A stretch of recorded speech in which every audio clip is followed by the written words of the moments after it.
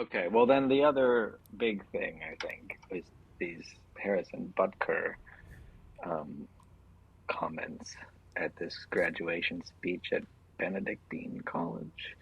Um, I didn't listen to the whole speech. I read some clips. I listened to some of the speech, but do you want to talk about this? Like maybe, I mean, there's different ways we could talk about it, but maybe if you know more about what he said than I do, then you can go into it. Yeah. What, any thoughts? Yeah, I do, and I do kind of agree with the idea of like analyzing it from a couple different perspectives because I I really do think that's important. And I guess from the first perspective that I would choose is just my personal views on his views. Like I don't agree with pretty much everything he said. That's my personal philosophy on how people should view.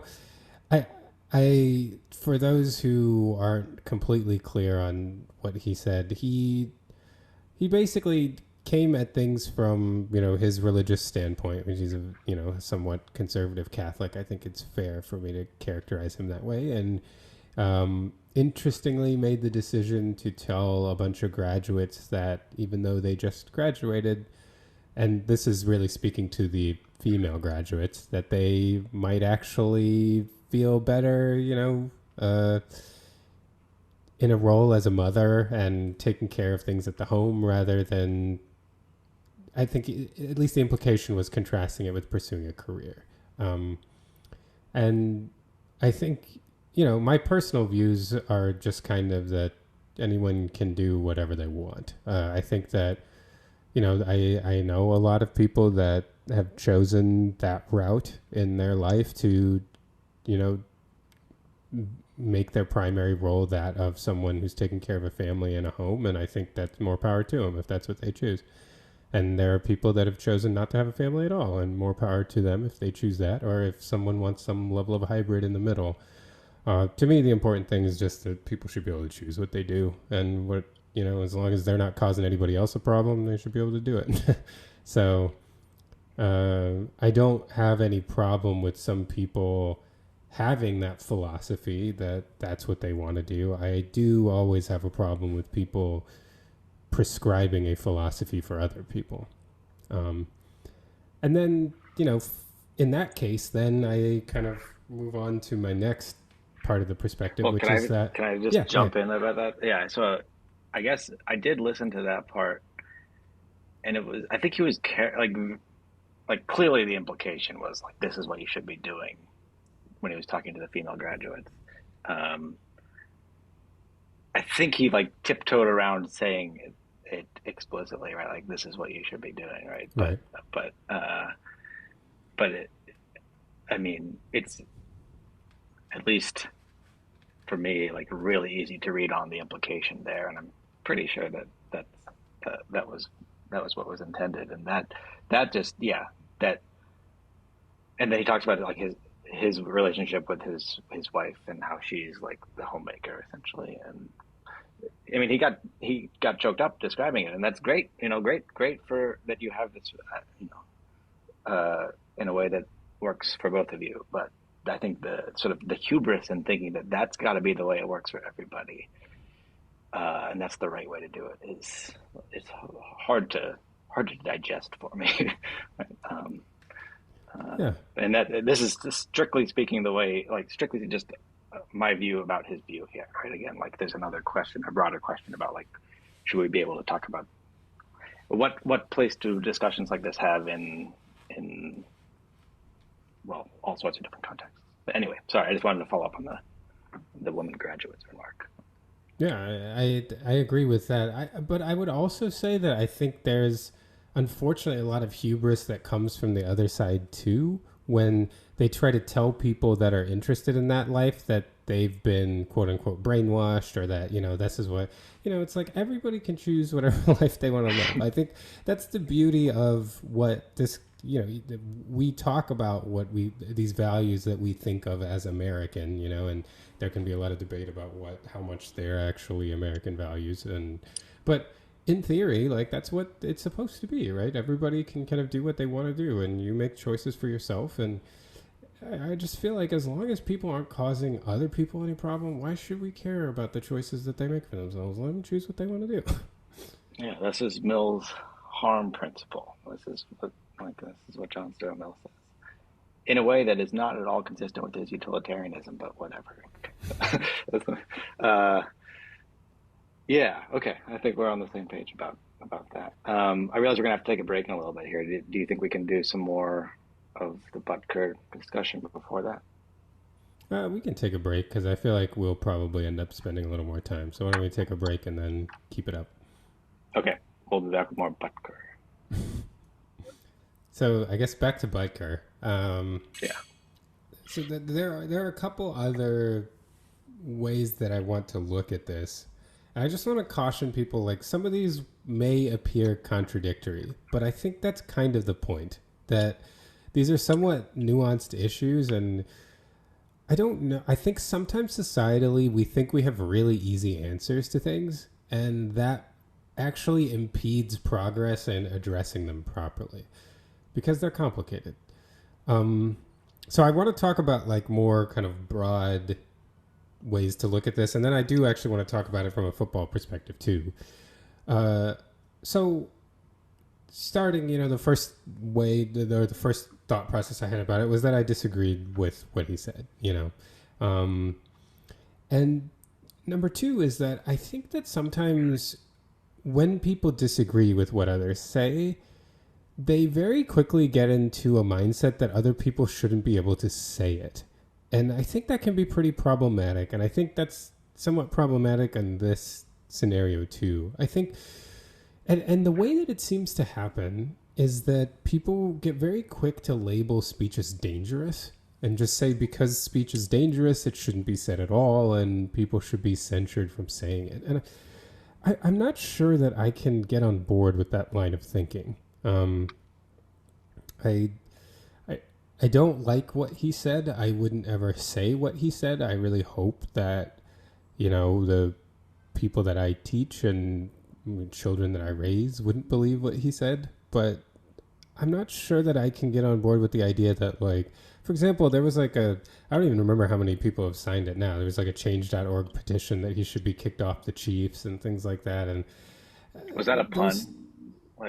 Or is that like when they named it? I don't think they actually used the phrase "kicked off." Okay. That was an unintentional pun from me.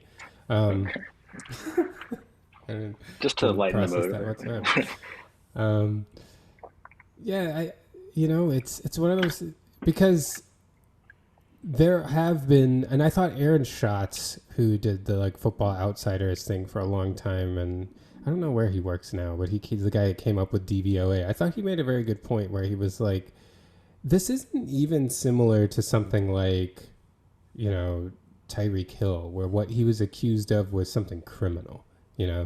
This is somebody that has viewpoints that many people don't like, understandably, but they're just viewpoints. And so I don't know that getting to a point where you're thinking that it's like incumbent on a football team to cut somebody because of how they think about something. I'm not sure that's the right way to go through this. Is it? I mean, to push back maybe slightly, it's not just that that's how he thinks about it, though, right? He thinks about it and talks about it. I mean, and I feel like the talking is an action, right? It is like a further step, right? And so you might take that to be grounds for not. It's not like the question could come up at that point, like, do the Chiefs want to be associated with someone like this? Right? I think that's a fair question to raise. Now, I don't know if it's like someone else's position that's not part of the Chiefs organization to say they need to cut him for this. I mean, I guess they're expressing their own opinion there, but I mean, it's a Chiefs decision to make. But I do think one would have hoped that they thought about it, right? Like, do we need to? Like, do we want to be associated with someone who not only thinks these things but expresses them in the way that it was just done Yeah, and I do think that's kind of an individual decision that everybody will have, right? Like, do they want to associate with someone that has certain views? But I do think there's a difference between, having that mindset. And like you said, it's kind of the chief's decision to make. And it's each and every one of our decisions to make about how much we want to entertain with that kind of thing. But I think I think it goes beyond that, the way that people call for things and the way that people just think that ultimately no one should have a problem with somebody saying what they believe. If them saying what they believe means you don't want to associate with them, that's fine. But the saying to me is not the problem. We each make choices about who we associate with. And, this, in my opinion, I think one of the reasons why I believe so strongly about this is it kind of goes back to what I seem to say on every podcast now about life being a subjective experience. But it really seems like how much we understand people is based on how much we interact with them and how much personal investment we get in them. And what seemingly happens over and over again, and I think it's exacerbated by things like social media that kind of allow you to silo yourselves into groups that inherently agree with you, is that there's absolutely no ability now to understand people that have differing viewpoints, because we're just like, that's ridiculous. I don't want to engage with that at all.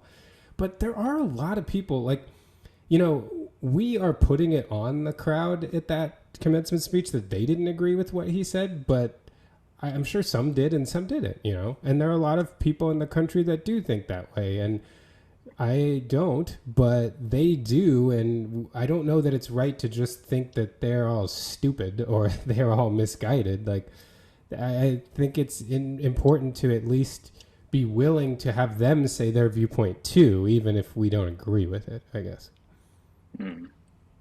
Yeah, I guess that's, I always struggle on trying to figure out what freedom of speech, like where I should fall on that. Because obviously in many respects it's sort of foundational to, I guess, arguably the country, but to academia, seemingly. We have these like 10-year institutions to like preserve freedom of speech and whatnot. That's a whole other question that I don't even know. Oh, that's interesting. But yeah, I mean,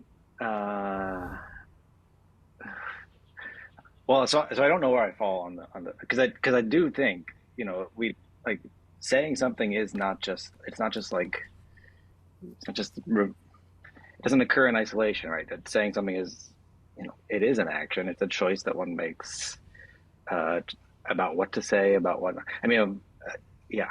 So we do have laws against performing certain actions, right? And speaking is an action. So I'm not sure that it shouldn't be separate. I'm not saying it should be, but I just don't know where to fall there. Well, and I think it comes to, and maybe this is kind of informed by my, in psychiatry, this is going to be like a way off example, and I want to make it very clear. I am not comparing right-wing views or his views to pedophilia. But when it comes to pedophilia, it is not illegal to be attracted to children. It's not illegal to do whatever you do as long as it doesn't actually involve children or photographs of children or anything. It's just when you actually act on that, like physically, whether that be obtaining illegal imagery or whatever it is, that's illegal. And so, like, I think, and in general, I think that having viewpoints that are, in my opinion, absurd and maybe even dangerous, and even, the problem I have with the kind of restricting people's ability to speak, be it though in action, is that it becomes a really slippery slope as far as what is and isn't dangerous. And again, it's a subjective experience. Like, everybody's going to have a different ruling on what's dangerous or not. And I would rather, ridiculous people that intend to harm be able to say some things that they maybe couldn't have, then the opposite, that people that are reasonable, that are trying to advocate for something, not be able to say what they want to say, if that makes sense.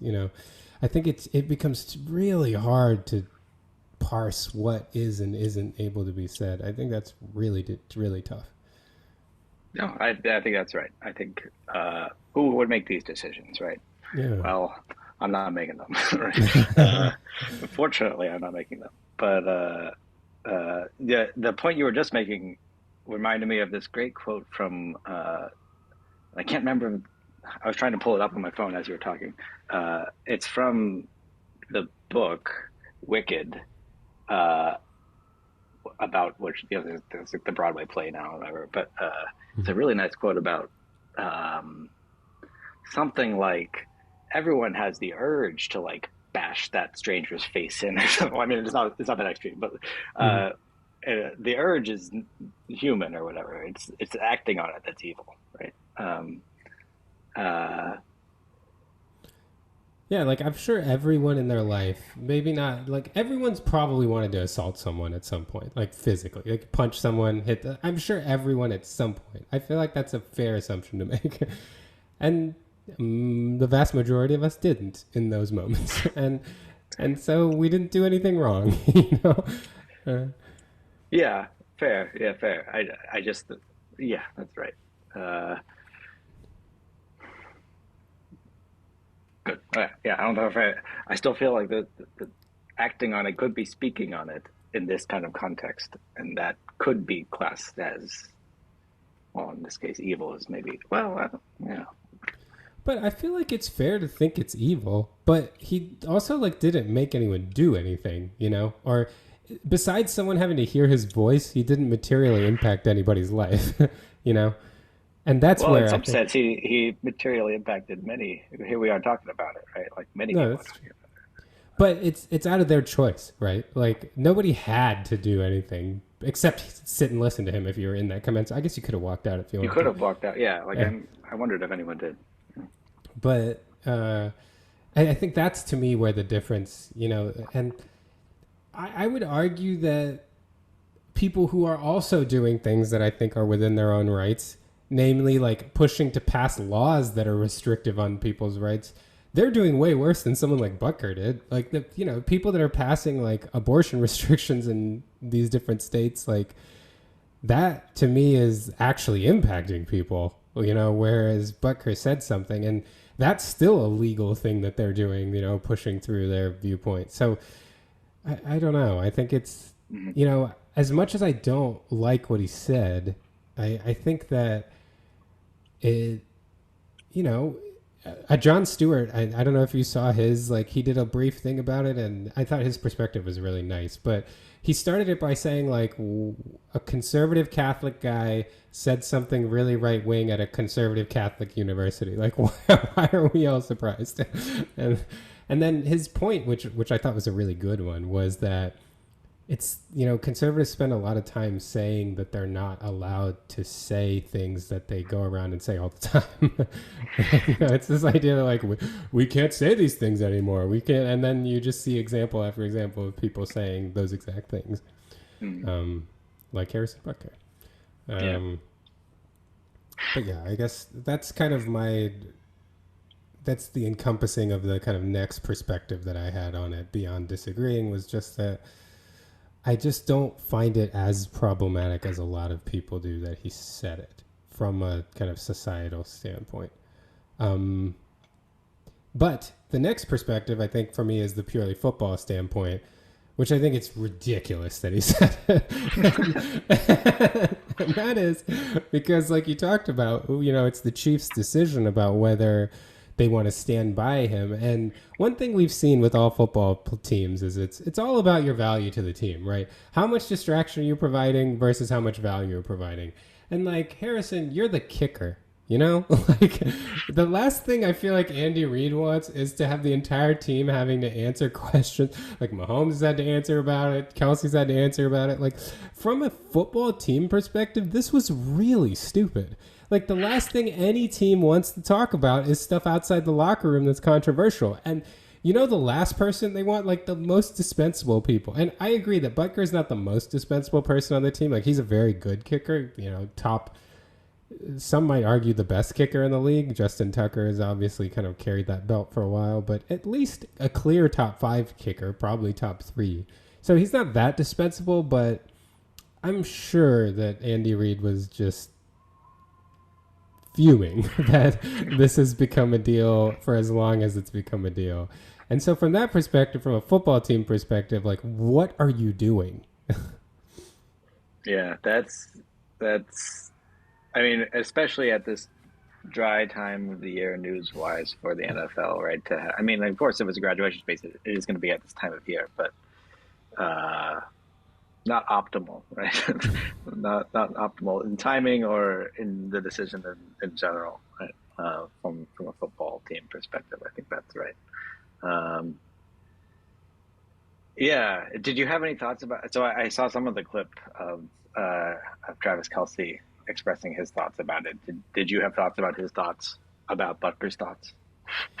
Yeah, I thought both he and Mahomes handled it in ways that I think you would do if you were on a football team. You know, like for you, it's all about your, and I think there are actually like fair perspectives to have. You know, I think it's fair to say that you disagree with what he said, and you've known the guy for years, and he seems like a good guy to you, and he's always been good to your family and your kids and your wife and or girlfriend or you know anybody like that you've introduced to him. Like, I think these are all fair things, and this is where I say like these things are so complicated. People are complicated. Like we really want to paint people by one viewpoint that they have, but people are really complicated, and everyone, you know, it won't always be this extreme, but everyone's going to have some viewpoint that you think is pretty ridiculous. And it sounds so cliche and it sounds really dumb, but I actually kind of agree with what Andy Reid said, where Andy Reid was like, a football team is a microcosm of America. We have people with multiple different viewpoints and they come from different places and they all get along and they all work together. And I think that's how Kelce and Mahomes view it. Mm-hmm. That's, you know, in some ways one of the good things about having a football team, right? Because you have to work through the differences of opinion, especially about divisive things like this, and work toward a common goal, which is something we seem to not be doing as a country, really. But yeah. So I can see. I would argue that part of it is just our absolute unwillingness to tolerate viewpoints we disagree with, because people just get more polarized. And I understand, like, you know, I get it. I'm not pretending like I'm walking around like telling people that I don't agree with politically about how great they are and trying to be friends with them and trying to, you know, understand their lives. It's not like I spend my free time doing that. But at the same time, like, I don't think it's helpful to just always dismiss everybody that we disagree with and that has viewpoints that we think are really bad, even if they are really bad, just outright dismiss them. You know, what I was thinking about is I wish the phrase like, this speech is dangerous, or this is dangerous and outrageous and harmful, we just replaced all of that with the phrase, I don't like that. Because that's ultimately what it is, you know? We don't just like it. Like a curse word, like, you know, like, yeah, I didn't say the whole thing, but yeah. I mean, that is like what would your like first brute reaction be to hearing that he said this? It would be, damn it. Like, yeah. Probably. I mean, it was honestly one of the first conversations I had with my wife. She's the one who said it first, honestly, and she was like, he's the kicker. Like, why are you talking? Why are we hearing about your divisive political views? Like, and I really think that is the football perspective on it, from my opinion. Like, we don't need to hear this. Like, only thing, I mean, like, punter or long snapper, maybe. Like, but like, you're not You're one of the more dispensable positions, definitely. You're a good kicker. And we've seen it with, views from all across the spectrum in the NFL and even like criminal activity. The thing that comes back over and over again is the question is the distraction or negative attention you're bringing worth the positive value you bring to the team? And every NFL team is just making that calculation. I wish that we could say more about our NFL teams, but that's the honest truth, is that it's just about value versus negativity. And when you're, Ray Rice and you're kind of over the hill of your career, like nobody's going to sign you again. But when you're Greg Hardy and you are still considered a good pass rusher, like a couple teams take a chance on you, I think, I'm a little hesitant to bring up Tyreek Hill just because like he had the incident in college. Technically what happened when he was in the NFL, no charges were brought or anything. So, but it was still a distraction, right? And the distraction is put up with when you're a really, really good football player. And Ben when you're Roethlisberger. not, Right. Ben Roethlisberger, Yeah. Yep. And it's not just because I hear people talk about like left wing versus right wing. I mean, Tim Tebow was arguably a right wing distraction, and he still wasn't put up with either because his value wasn't there on the field. So I would argue that I'm not sure it really matters what the distraction is. Teams don't want any distraction, and you need to be more valuable than the distraction you provide. It's a good motto. Well, I don't know. It's a prudent motto for NFL players. Right? Good. Well, it's nice to get the various different perspectives there. I think I get stuck on just like again, I said some of these are just like hard to digest. This brute difference of opinion, and to hear him say some of the things he said so passionately and so sort of like what's the word? He genuinely believes these things like to his core, right? And it just like I cannot understand a person that thinks as men we set the tone of the culture, right? Like that, like it's like hard to fathom why that. I just cannot like engage. It's hard to, cannot engage with it. So I think maybe that's reason to take some of these other perspectives on this that are sort of less directly about the content of his beliefs and more about should he be able to say them and in what contexts and whatnot.